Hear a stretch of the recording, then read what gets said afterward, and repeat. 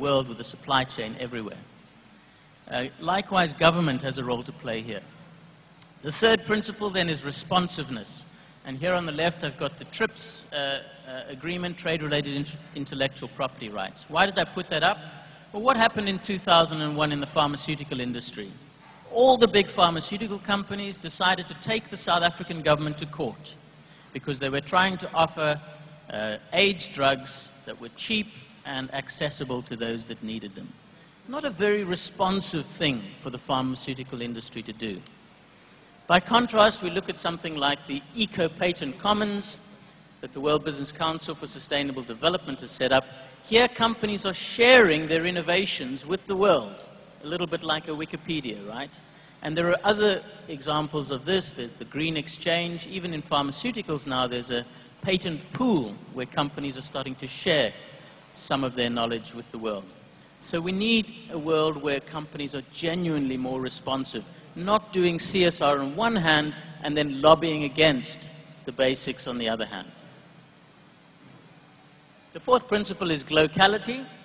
This is the idea that you have to think global but act local. And here the example, I did some work for BHP Billiton, one of the biggest mining and metal companies in the world. A lot of their operations are in southern Africa, and they've got a very big plant in Mozambique called Mozelle. Anyway, they got rated on this international index, the BITC, the Business in the Community Corporate Responsibility Index, and they got a very poor rating, and they couldn't understand it. They thought they were a very responsible company. So when I was still running sustainability services at KPMG, we got brought in to try and help understand what had gone wrong. Well, it turned out on the international index, they were very concerned about climate change, energy efficiency, all of these sorts of things. Well, as you may know, Mozambique is right next to South Africa, and South Africa has some of the cheapest electricity in the world. So energy efficiency is not their biggest issue. What was their biggest issue is that half of their population, half of their employees were dying of malaria. So they had a very effective malaria prevention program. But they didn't get any recognition for that on this international standard.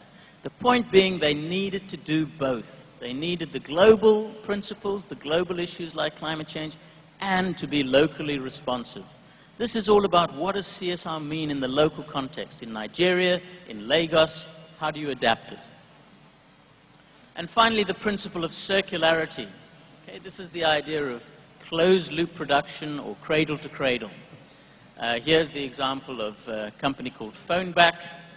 Because in the UK, and I guess it's probably similar here, we throw our phones away after about 9 months. Perfectly good working phones.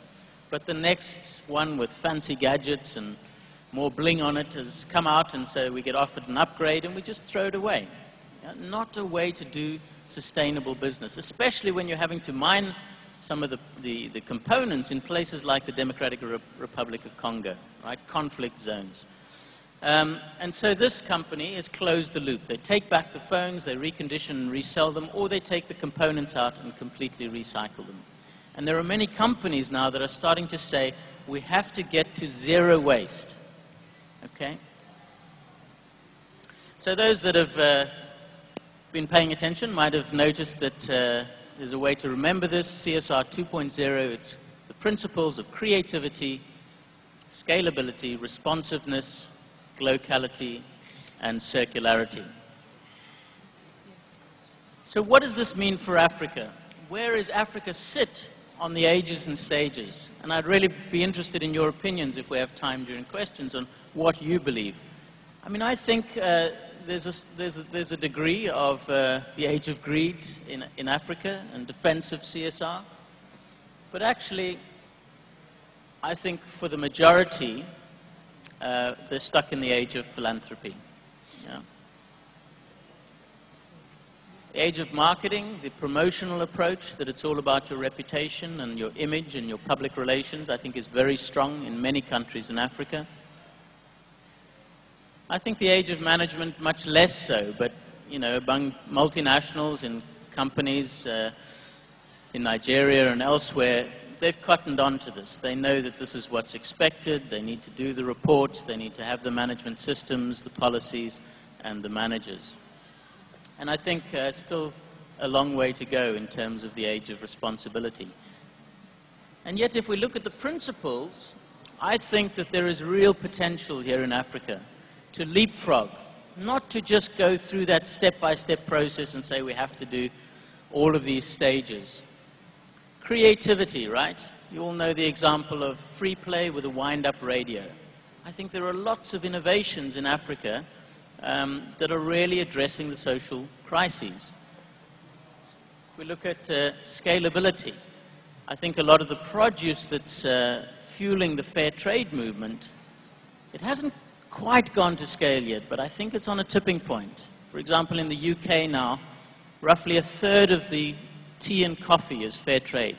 That's pretty close to scale. And a lot of that is coming from Africa, especially places like Ghana. We can look at responsible palm oil as a similar issue. Responsiveness, I've seen a lot of responsiveness in Africa, companies really taking up the concerns and the needs of communities. It's one of our strengths, I believe. It does take mainly a philanthropic form, but that is also needed. In terms of locality, well, I think that one of the areas of the world where we're getting cross-sector partnerships right is in Africa.